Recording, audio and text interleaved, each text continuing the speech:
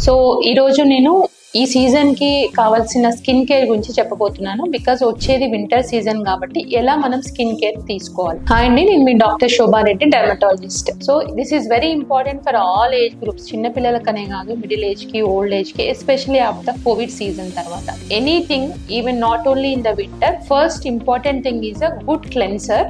అన్ని sensitive type of skin కి కూడా సూట్ అయ్యేటట్టు ఉండాలి. And it should be moisturising, especially in the winter season. So cleansing అనేది చాలా మైల్డ్గా ఉండాలి. అండ్ ఇప్పుడు చిన్నపిల్లల్లో చూసుకుంటే కొంతమందికి స్నానం చేయగానే వెంటనే పొడి పారిపోతుంది. సో అలాంటి వాళ్ళకి ఏంటంటే వాష్రూమ్లోనే ఇమీడియట్గా మాయిశ్చరైజర్ అప్లై చేయడం అనేది by the mother is very important. Keep a moisturiser in a bag. Whenever you feel dry you have to apply. Especially for the lips ఏంటంటే చాప్డ్ లిప్స్ కానీ, క్రాక్ లిప్స్ కానీ, ఇది కామన్గా ఉంటుంది వింటర్లో.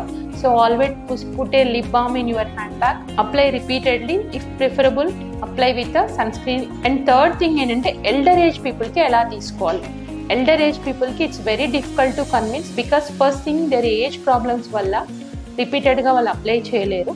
So first simple solution నేను ఒకటి చెప్తాను ఏంటంటే, మైల్డ్గా వాళ్ళకి ఒక కోకోనట్ ఆయిల్ బాటిల్ ఇచ్చేసి రిపీటెడ్గా ఎట్ బెడ్ టైం పెట్టుకొని పడుకోమని చెప్పొచ్చు. పెద్దవాళ్ళు బాగా స్క్రాచ్ చేస్తూ ఉంటే ఒక మాయిశ్చరైజర్ ఎప్పుడు హ్యాండీగా పెట్టి రిపీటెడ్గా అప్లై చేసుకోమని చెప్పాలి. Thank you.